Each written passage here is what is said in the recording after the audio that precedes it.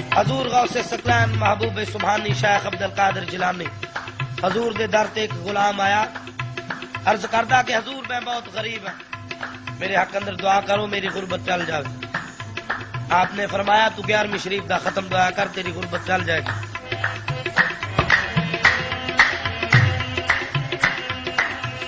جس ویلے 11ویں دا ختم دعا اوتھے دے لوگ غیر مسلک دے سن، انہوں نے کیا ایک باری تینوں معاف کیتا، جے دوبارہ تے کم کیتا تیرا بہت مندہ حال کران گے۔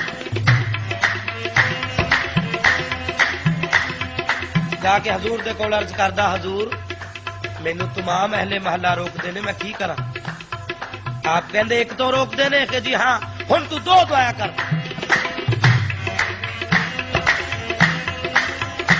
جس ویلے 2 دعائیاں انہوں نے بہت ماریا، جس ویلے آرام آیا حضور دے کول گیا، کہندا حضور مینوں تمام اہل محلہ مار دینے، آپ کہندے 2 تو ہن تو 3 دعا کر۔ جس ویلے 3 دعائیاں اور نمبردار دے پیش ہو گئے، کہندے نمبردار آفے نہ کہیں بندہ ضائع کر دیتا، یہ ساڈے خلاف کام کردا ہے۔ نمبردار نے حکم دیتا کہ انہوں محلے چوں باہر کر دیو۔ باہر جا کے کلی لا لئی حضور دا 11ویں دا ختم فید ہوا۔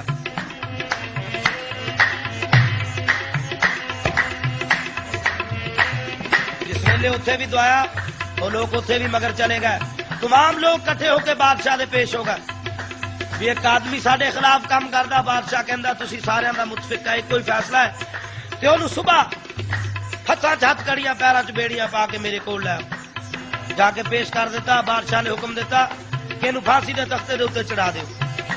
جس ویلے پھانسی دے تختے دے چڑھایا، گلے دے وچ تندی پائی، بادشاہ کہندا حکم دیتا تھلیوں پھٹا کھچیا۔ جس ویلے تھلیوں پھٹا کھچیا گلے چو تندی ٹوٹ گئی۔ بادشاہ کہندا بہت پرانی سی دوسری منگا لو۔ جس ویلے دوسری لیندی وہ بھی ٹوٹ گئی۔ بادشاہ کہندا تیسری لے آؤ۔ جس ویلے تیسری لیندی وہ بھی ٹوٹ گئی۔ وہ ملنگ نعرہ مار کے کہندا بادشاہ ہن چاہے لکھ پھانسی منگا لا، ہن میں پھانسی لگنا، میرا پیر غوث پاک آ گیا۔ بادشاہ کہندا کتھے تیرا پیر؟ کہندا بادشاہ جے میرا پیر دیکھنا تو میرے والے تھان تے آ جا، میں مر کے یار دا دیدار پایا، تو کہ ایویں ہی لب جاؤ۔ بادشاہ نو باہوں پھڑ لیا، سرکار دے کول لے گیا۔ جس ویلے دور حضور دا ڈیرا نظر آیا، انگشت کر کے کہندا او دسدا پئی میرے